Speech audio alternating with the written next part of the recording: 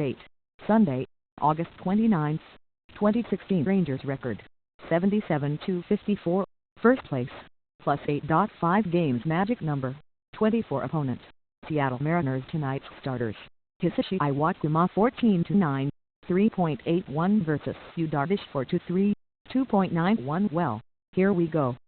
Darvish and Hamilton and Perez against Iwakuma and Paxton and Hernandez. The Rangers are playing the welcoming host today, requesting the Seattle ambience weather package.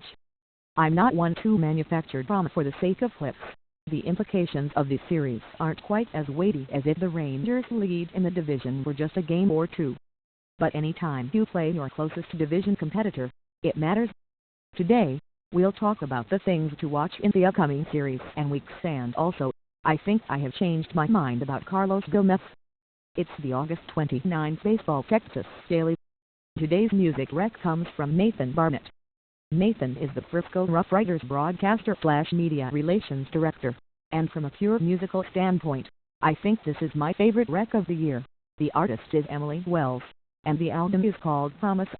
I'll let Nathan's own words describe it to you. It's weird and inaccessible, and I love it. I wholeheartedly concur. It reminds me of Bjork in some very good ways. Baseball stuff 1. Before we look forward, let's catch up. Texas beat Cleveland 2-1 yesterday in a nail-biter. Derek Holland was really good. Also, don't miss WRS's weekend wrap-up. Okay, on to the things to watch as August slides into September, 2. As in second. More specifically, with the Mariners and Astros currently tied, which of them will be in second place in the AL West by Thursday morning? And then, same question, but Monday morning. And next Friday. The following Thursday, 2. With the Rangers playing Seattle, then Houston, then Seattle, then Lot, then Houston, it's possible the Rangers could be playing some kind of second-place whack-a-mole, knocking Seattle down while the Astros climb over them, then turning around and knocking Houston down while Seattle climbs back into second. That is, of course, the best-case scenario. The worst case, Seattle and Houston form some manner of baseball hyena pack, taking turns attacking the division leader until they turn on one another. After all, seafaring boatsmen do have a long-standing history of using the cosmos to navigate to their destination. 3. As in third, and while we're at it, fourth and fifth. More specifically, which Rangers starter will emerge as the third starter, and which two will be the fourth and fifth? 2 weeks ago, the first question might have had an easy answer: Martin Perez. But Perez has now endured 2 bad starts in a row, while A.J. Griffin and Derek Holland both dominated a very good Indians team. These things can't turn on a dime, but it's going to be an interesting storyline to watch, starting, about a week and a half ago. On to other things.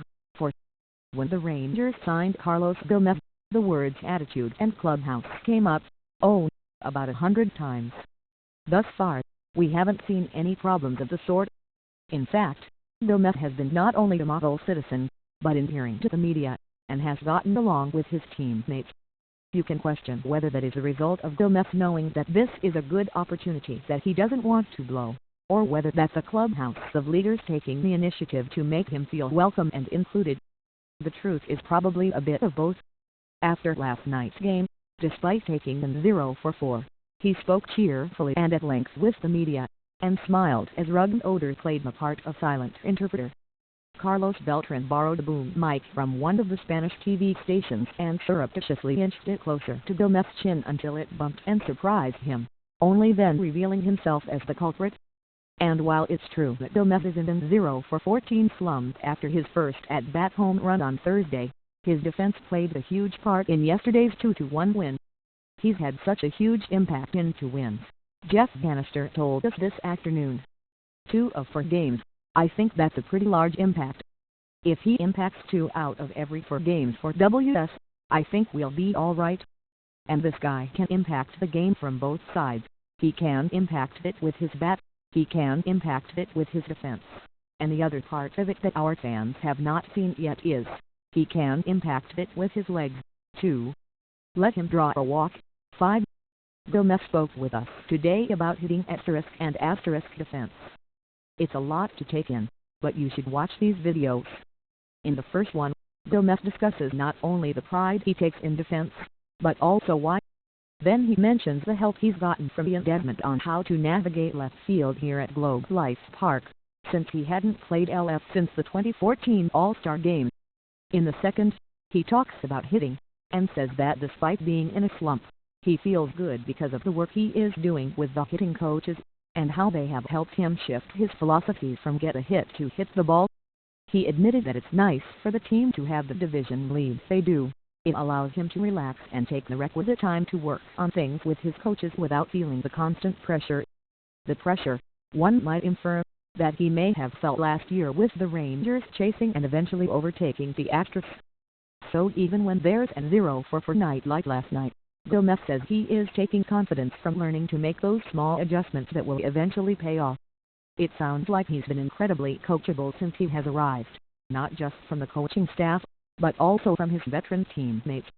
I was among those who had reservations about the signing, but count me as a convert. Now we just have to hope those strikeouts drop. Gomez wasn't the only one that sounded confident. Jeff Bannister had this to say, when asked if the team was seeing from Gomez what the scouting reports told them he was doing in Round Rock. He's a little bit in between right now, Bannister admitted. He'd been missing his pitch to hit, fouling them off instead, and the at-bats have gotten a little bit challenging for him after that, but I don't think that he's that far off at all. I believe that he's probably half a click in between right now. Bannister also acknowledged that there have been fewer out-of-control swings. He's been a bit more linear with his swing, not real rotational at all. I believe he's not that far off. I think he's really close. Minor league report: AAA, Round Rock lost a walk-off to New Orleans, 5-4, as Jose Leclerc blew the save in the ninth. Tanner Schaefer got the start one inning and didn't allow a hit, though he did walk one, and could be back with the big league club as early as the September 1st call UPS. Drew Robinson 18 and Jared Boeing 16 both homered. Record, 67-69 AA. Frisco dropped a 5-0 contest to Midland, and perhaps the only bright spot was Luke Jackson's scoreless innings of work, striking out 2. Overall record, 60-71. Second half record, 22-40 high 8.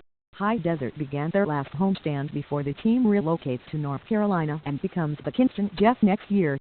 The Mavericks kicked off the series in style, beating Lake Elsinore 10-2, getting 18 hits, including 4 from Jose Cardona and 3 from Luke Tenler. Every starter had a hit, and Jeremy Prefer played first base. Overall record, 78-55. Second half record, 35-28 low A. Joe Palumbo took a hard-luck loss as Hickory couldn't muster enough runs to win what ended as a 2-1 loss for the Crawdads. Overall record, 70-63. Second half record, 32-31. Short season 8. Spokane lost again. That's 11 games in a row. This one was a 3-2 loss to Tri-City. Record, 28-40. Second half record, 9-21. AZ Rookie League, 2 games to report on. First, yesterday, the Arizona League Rookie Rangers took a 2-0 loss to the Mariners, getting just 2 hits. Take a wild guess who got one of them. That's right. All together now, Yoel Pozo. Ty Tideman pitched 3 innings, giving up just a run and walking none, striking out 2. Then today, the team put the wraps on the season by losing 5-4 to the Padres. And yet, before you ask, he did get a hit in that game too. Record 18-37. Dominican Summer League, Rangers 1 opponent, none. Record, 51-19. Rangers 2 opponent, none. Record, 38-32.